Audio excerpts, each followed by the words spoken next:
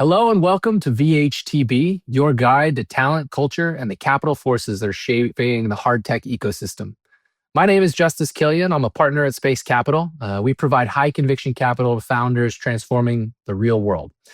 Today, I'm joined by Brian Mejeur at AdAstra Talent Advisors. Hey, Brian. Hey, Justus. Thanks for having me. Excited to be here. And we're also joined by Matt Gjertsen at Better Everyday Studios. Hey, Matt, how's it going? I'm doing great. Really excited for the discussion. Awesome, guys.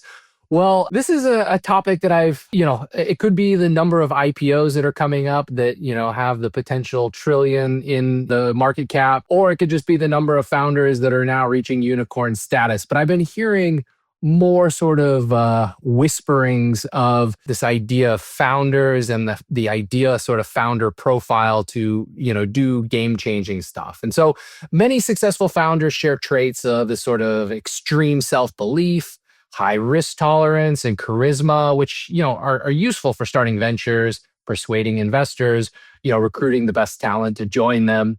However, these traits can become toxic and morph into arrogance, a lack of empathy, an inability to accept feedback. And so what I really wanted to unpack with you guys today is, are the best founders inherently narcissists? And at what point does ego switch from sort of a superpower to a company killer? So I'll just throw that out there to start. Yeah, this is such a fun topic because in many ways, some of the best or most successful founders have been pretty high on the scale. Steve Jobs, Elon Musk, Kalanick over at Uber, like really great examples of this and really, really successful. And so I think to answer this question, I think what's most interesting to me is a little bit less like, do founders have to be narcissists to be great or something? It's a little bit more like what traits win at each stage. Like at the founding stage, is being a narcissist the trait, a key trait to being successful or not? And is it the same traits or different when you're more at scale and you're focusing on different things? And so for me, I think that's a bit of how I think about this topic is I think, these examples of highly successful narcissistic founders, they were always really good at like creating new categories and heavy disruption and heavy and visionary. And I think narcissists are more comfortable in those places. And that's a big part of what has them be really successful. Now, the counter to that would be, I think there's a lot of times where you've reached some sort of scale. You don't have a lot more 0 to 1 that you're doing within the company. And then it can actually start to shift to be more effective to have, the book called Good to Great, Jim Collins refers to them as level 5 leaders, and they're like the opposite of narcissists, right? They're ambitious for the company, not themselves. They credit the team. They take blame personally. They build systems that outlast them. And like examples of these founders or of these leaders, you might not even recognize their name, and that's like kind of the point. But I think they were very good at different things than founders. So that's kind of my initial like hot take. I like that hypothesis. Yeah, I like that take. And I do think it has a lot to do with kind of the situation that you're in. As you say, Brian, it's a very situational kind of thing because, I remember one of the things that I've been thinking about a lot recently is this idea of so many of the greatest, like fastest growing, successful companies, the leadership style of their leaders is so contrary to what we are told is the best leadership style. And, later on this year, I have a book coming out called Minimum Viable Manager. And I've been thinking a lot about like what a next book would be. And one of the titles that keeps running around my head is Maximum Viable Leader. And it's like, okay, like if you go from one end of the spectrum, what's the other end of the spectrum? What's like max pushing this? And it's not a unique thing to today. I think if you go back through history and not even founders, and I think you hit it right on the head, Brian, of if you are a leader in a place where you are trying to create something wholly new, do something that has never existed before, there has to be, it's like the old Mythbusters quote of, I reject your reality and substitute my own. Like, you just have to be like, no, I am right. You think about like Oppenheimer, like it seems like he was a pretty big narcissist in his day, or just Kelly Johnson at Skunkworks, or these people who are like really trying to push the envelope. There is just a degree of self-belief that has to be there. And I guess that's one of the questions I pose, is just like, where is that? Is it narcissism, or is it just like extreme self-belief? And like, what's the line? Are those different things? I'm not really sure. Right. Because ultimately their core function at those early stages, especially, is to have a big vision and to challenge the status quo. Yeah. And so to do that, you do need to have massive self-belief, but you also need to be really comfortable being misunderstood. You have to be able to like override consensus. You have to be able to take extremely high, like big risks.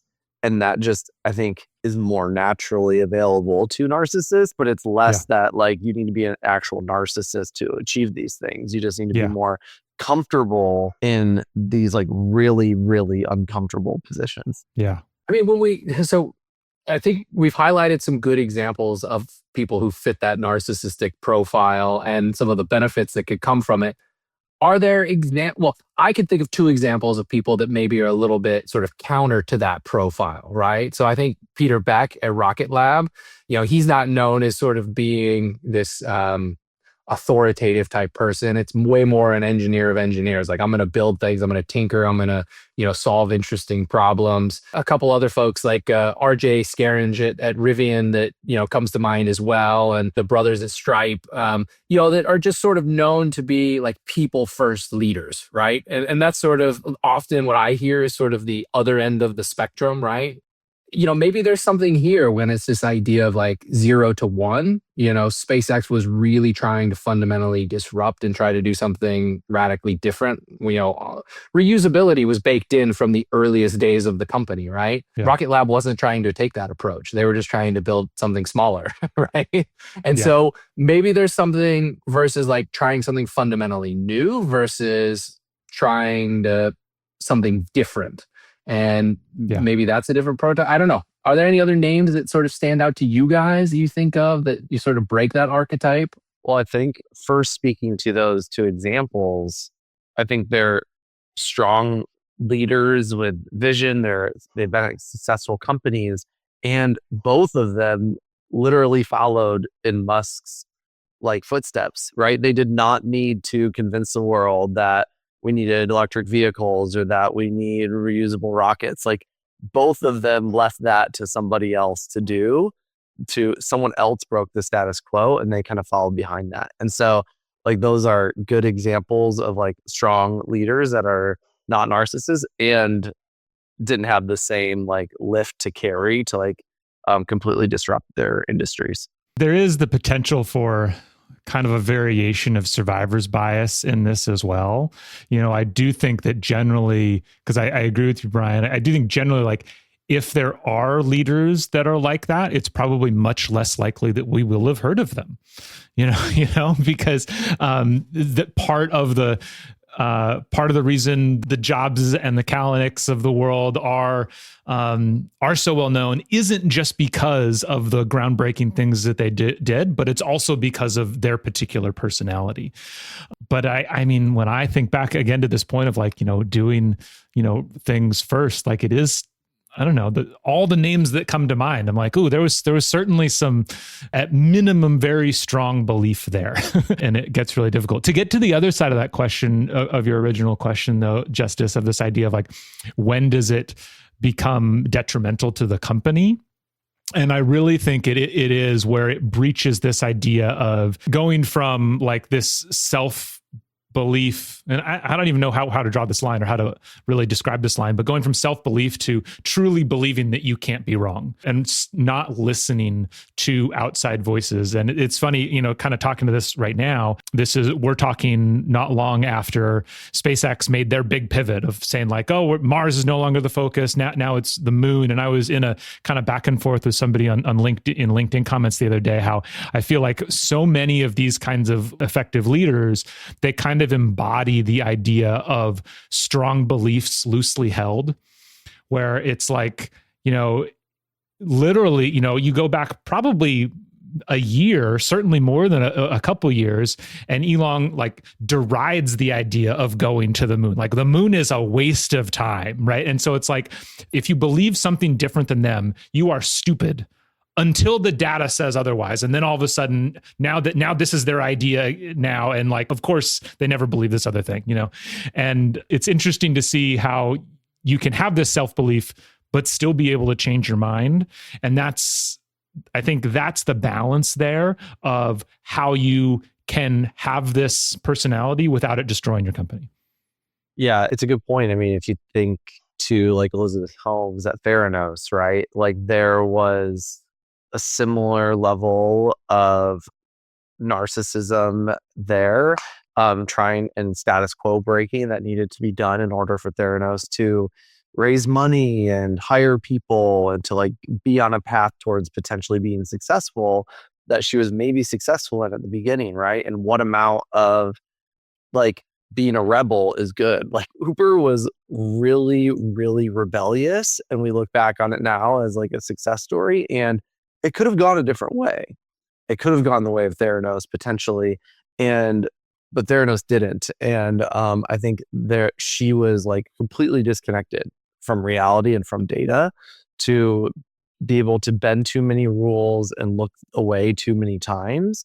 And so I think that's like a key piece of what needs to be an ingredient here in order to challenge the status quo and ultimately reach success. And I mean, Elon can be stubborn sometimes. Like my first project at SpaceX was working on a project that spent at least tens of millions of dollars over a few years. And most people said from the beginning it was a bad idea, including the people in it, but it was like an Elon pet project.